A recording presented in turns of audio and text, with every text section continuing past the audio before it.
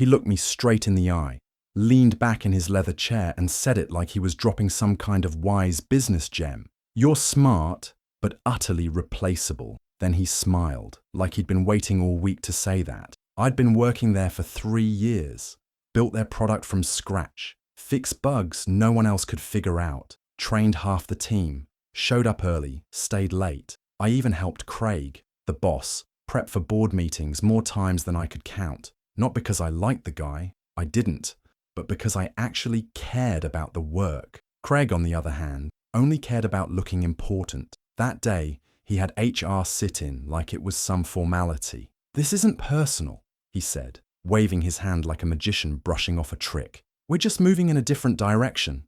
I didn't say anything. I just watched him, watched how proud he looked of himself. Like firing me was the peak of his little career. I didn't argue. I didn't beg. I stood up, shook hands with HR, and walked out with my head high while Craig pretended to check emails like I wasn't worth his attention. Here's the thing though, Craig didn't know what I knew. He didn't know who I was outside of that office. See, before I joined the company, I co-developed a piece of tech in college. Some niche but powerful AI algorithm. My co-founder and I patented it under a shell company. We licensed it exclusively to the company Craig worked at. They built half their product around it, and I was still a silent owner of that patent, still getting checks, still watching every quarterly report. So when Craig fired me like I was nothing, I didn't get mad. I got quiet, and I got busy, because his company had been violating the patent terms for over a year, and now I had a reason to do something about it. He walked me out of the office that day like I was trash.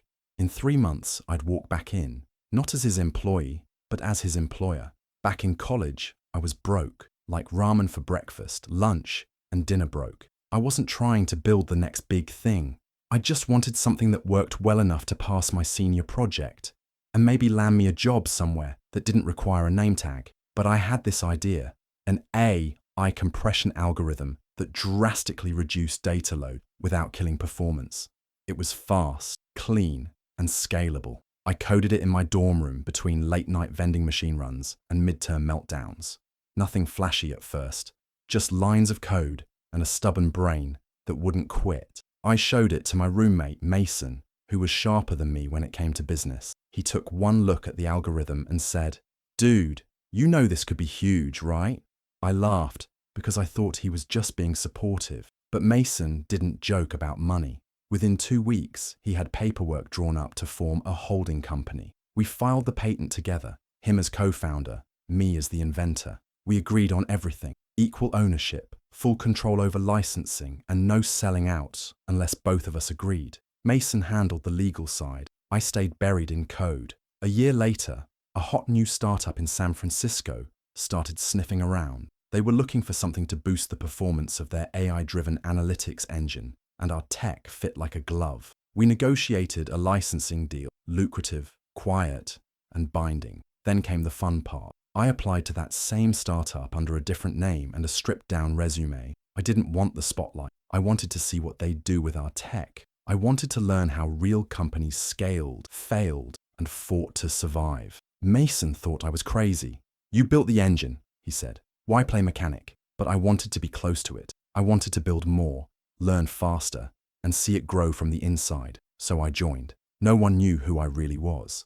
Not Craig, not the founders, not even HR. Just another dev in the trenches, debugging code and staying late. For a while, it was everything I'd hoped. Fast-paced, innovative, kind of chaotic, but exciting. Then Craig got promoted. Everything changed. He brought in politics, power games, and pettiness. Started turning teams against each other. Started taking credit for work he barely understood. And eventually, he started targeting me. But I still stayed. I still hoped the company could be what it promised to be. I just wanted to see it grow from the inside until it grew toxic. Craig came in like he was auditioning for a role in a corporate drama. Crisp suit, fake smile, loud handshake. He'd just been promoted from some mid-tier operations role to head of product, and he wasted no time making sure everyone knew it. The first thing he did was change the seating chart.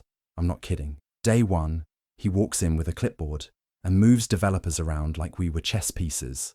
Team synergy, he called it. What it really meant was he wanted his favorites close, and anyone competent far enough away that they didn't threaten his spotlight.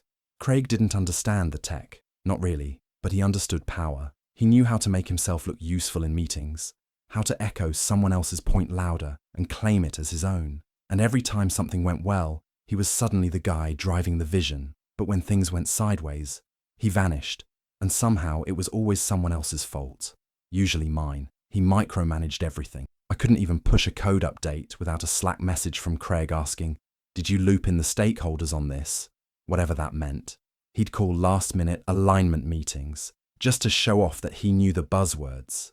He once made us all sit through a 90-minute Zoom so he could lecture us on innovative pivots, while literally reading from a Medium blog post.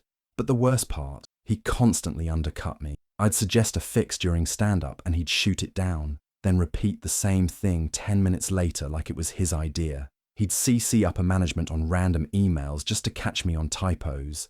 He even tried to assign one of my projects to a junior dev, just to give them leadership exposure. I kept my head down for a while, but the breaking point came during a product demo. We were showing off the new optimization system, one I had spent 6 months building. Craig stood next to me, arms crossed, smirking. When the VP asked a question, Craig interrupted me mid-sentence to say, "We had to fix a lot of the code, but it's finally working. Took a while, but I pushed the team hard to get it done." Then, with everyone watching, he turned to me and said, "Try not to crash the system this time, all right?" That was it.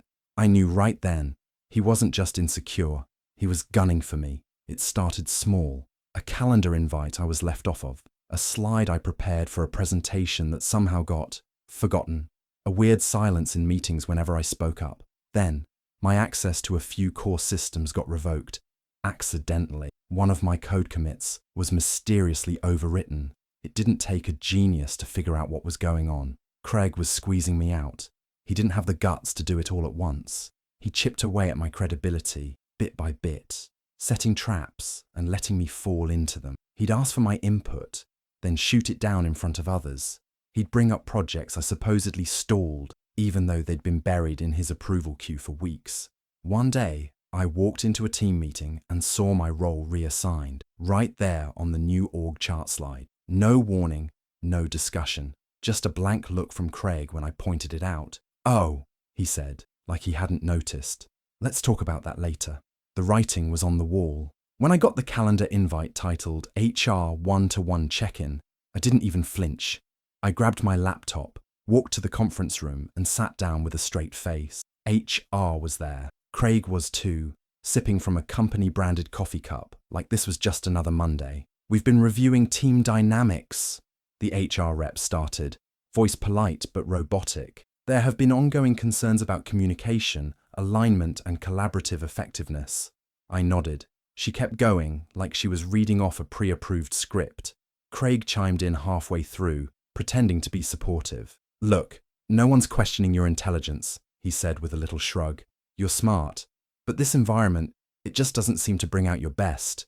Sometimes people outgrow a company, and we've decided it's time to part ways." I looked at him, not angry, not sad, just curious, like watching someone make a very dumb move and not realizing it yet. He smiled, leaned back in his chair and added, "You're smart, but not essential. We'll be fine without you." HR slid a packet across the table. Exit terms, NDA reminders, the usual corporate goodbye. I stood up, took one last glance around the room and said, "Good to know. No yelling, no scenes." Craig thought he'd won, thought he'd finally gotten rid of the problem. I left calmly, almost amused, because what he didn't know, what no one in that room knew, was that I still held the key to everything this company was built on. 2 days after I was fired, I sat across from Mason at our usual coffee spot, a quiet place with strong espresso and no Wi-Fi. He slid a manila folder across the table and said, "They're toast."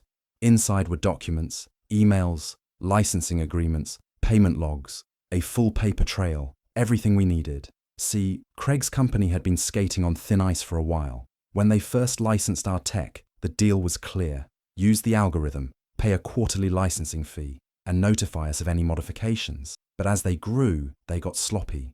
They'd skipped 3 payments, quietly altered core code, and never reported any of it. For most companies, that's a lawsuit waiting to happen. For us, it was an opportunity. Mason and I had been quietly documenting every breach for months. At first, we weren't sure we'd act. The company was still small and enforcement costs money. But then, they raised a funding round based entirely on proprietary performance architecture. Our architecture. That's when we knew. They weren't just careless. They were arrogant. We contacted a law firm that specialized in IP enforcement. The lead attorney nearly laughed when he saw the evidence. "You guys could own them," he said. Literally. And that was the plan. We weren't just suing. We were triggering a clause we had built into the original licensing agreement, one that gave us rights to reclaim partial ownership if the license was violated repeatedly and in bad faith. And they had. Repeatedly, publicly, sloppily. Mason and I had prepped everything. I'd stayed inside the company long enough to gather details. He'd handled the legal build-up. All we had to do now was send the letter. One signature, one email. I signed. The folder was sealed. The letter was sent to the board and legal team within the hour. Craig thought he got rid of me. He thought I was just another employee walking out with a cardboard box. He didn't realize I was walking straight into their boardroom, this time with a legal team behind me and the entire company in breach of my contract. The cease and desist letter went out at exactly 9 a.m. on a Tuesday. It was addressed to the company's legal team, CC'd to the board, and blind copied to a handful of people who mattered. It was polite, professional, and absolutely devastating. Within hours, I heard from people still inside. Slack channels went quiet. Calendar invites started disappearing. Legal scrambled to respond. Someone apparently thought the email was spam at first, until they saw the name of the patent and realized very slowly and painfully that the situation was very real. The letter laid it all out. Unauthorized modification of licensed software. Failure to report changes as required by Section 3C of the agreement. Missed payments dating back over a year. Violation of the material compliance clause. Then came the demand. Immediate cease of usage. Retroactive licensing payments totaling $12.4 million. An invocation of Clause 7A, the one that gave us the right to reclaim up to 30% equity and seek board representation due to repeated bad faith breaches. The company's lawyers started digging, looking for loopholes, technicalities, anything they could throw back, but the contract was airtight. Mason had seen to that. Every revision, every version controlled timestamp. We even had screenshots of internal commits showing our tech being modified and deployed without notice. By noon, I got a call, not from Craig, but from the board's interim legal counsel. "We need to talk." I met them in a glassy downtown office that smelled like new carpet and panic. They were courteous, calm, but it was clear they were in damage control mode. They asked for clarification, background, potential resolution paths. I told them the truth. I didn't want to destroy the company. I wanted what I was owed and what they agreed to, the licensing, the equity, the seat at the table. An emergency board meeting was called for Friday, and Craig had no idea yet. He was still operating like it was business as usual. Rumor had it, he'd been bragging in a meeting about cleaning out dead weight. Then someone forwarded him the cease and desist. He stormed into the executive floor demanding answers. He thought it was some mistake. He thought some lawyer had gotten the names wrong, until someone told him who had signed it. Me. He was quiet after that. The board summoned him later that afternoon. He didn't come back out for a while. The boardroom was silent when I walked in. 7 people in suits turned to look at me like I didn't belong, until one of them stood and pulled out a chair. Craig was already seated at the far end of the table. He froze when he saw me. His mouth opened like he was about to say something clever, but nothing came out. Just a weak little half smile. I sat down, placed a folder on the table, and calmly slid it to the board chair.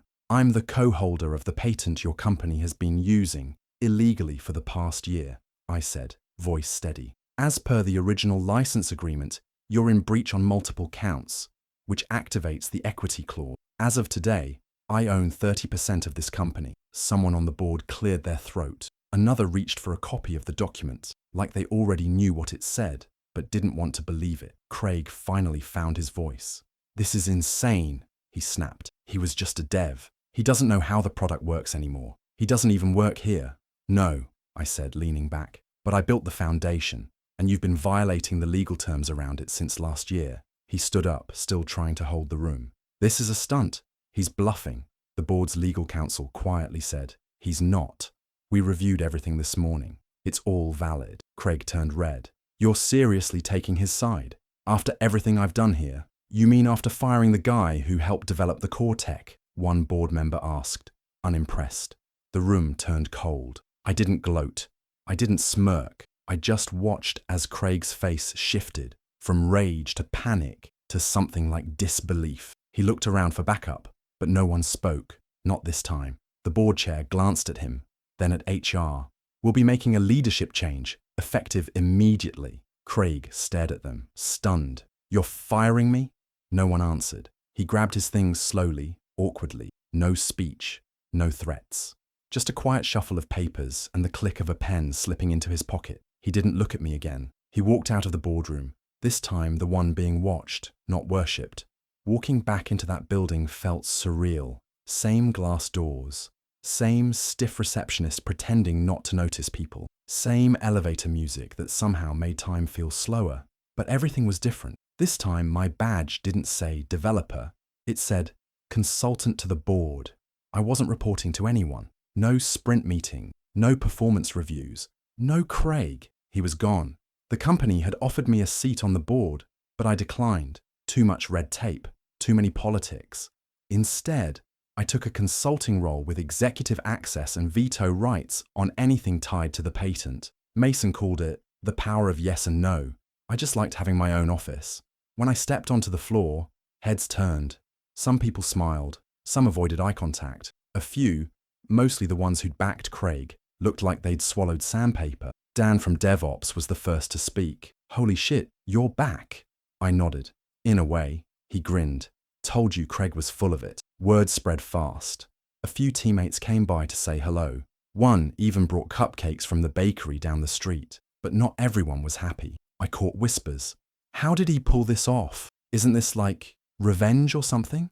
I didn't care. My office was in the corner, the one Craig used to brag about having because it faced the skyline. I kept the door open. No nameplate, just a clean desk, a second monitor, and a small square plaque I had made the day after Craig got fired. I hung it right above the desk.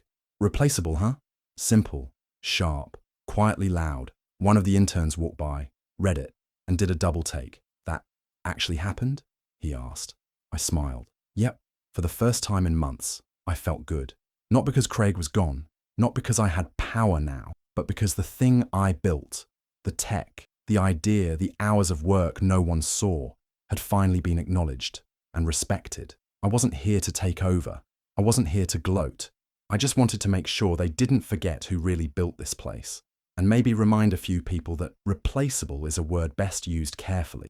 People think revenge has to be loud, that it's about slamming doors, shouting matches, dramatic exits. But the best revenge, it's patient, quiet. It shows up wearing a suit and carrying signed contract. When Craig fired me, I won't lie, it stung. Being told you're not essential by someone who couldn't debug a login page is a special kind of insult. I spent weeks questioning myself. Was I too quiet, too technical, not political? And I'd done everything right. And still, I got pushed out like I didn't matter. But what saved me wasn't rage. It wasn't some "I'll show them" montage. It was leverage, planning, paperwork, keeping receipts, knowing where the real power lived, and making sure I had my hand on the lever when the time came. I didn't scream when I was escorted out. I didn't post a bitter thread online or try to start rumors. I got quiet. I met with my lawyer. I read the contract. I waited. And when the time came, I didn't just walk back in. I walked in holding the keys. I'm telling this now for anyone who's been steamrolled by someone louder or flashier or higher up the chain. Anyone who's been told they don't matter even after giving everything they had. You're not powerless. Keep records. Know your worth. Build smart. Don't give up just because someone in a cheap suit tells you to sit down and shut up. Sometimes the best revenge isn't a big scene. It's showing up months later, calm and prepared, while the person who tried to bury you realizes they handed you the shovel. Legal revenge isn't sexy. It's slow, detailed, and filled with boring meetings, but it works. And trust me, there is nothing sweeter than the look on a petty boss's face when they realize the person they fired now has final say. So to all the underdog, keep building, keep watching, keep your hands steady. Your time will come. It had been about 6 months since Craig was shown the door. The company was running smoother without him. Morale had bounced back, and the product was finally evolving in the right direction. I spent most of my time reviewing strategy, consulting on technical growth, and making sure no one else tried to pull a Craig. Then one day I got an email about a vendor pitch. A small tech firm wanted to partner with us. Some performance tracking software they claimed would boost back-end analytics. Sounded routine. I almost didn't attend the meeting. But then I saw the name on the invite list. Craig Denton. My eyebrows went up. I asked the assistant who scheduled the pitch to confirm. Same guy, different company, new title, Client Integration Manager, which, as far as I could tell, meant customer support with a fancier name. I didn't say anything. I didn't cancel. I just showed up early and waited in the glass conference room overlooking the lobby. 10 minutes before the meeting, Craig walked in wearing a name badge clipped to his belt and holding a laptop bag that looked 2 years older than when I last saw it. He didn't recognize me at first. He was too busy trying to charm the front desk and check the presentation setup. But when the receptionist called up to confirm the meeting and said my name, I saw him freeze.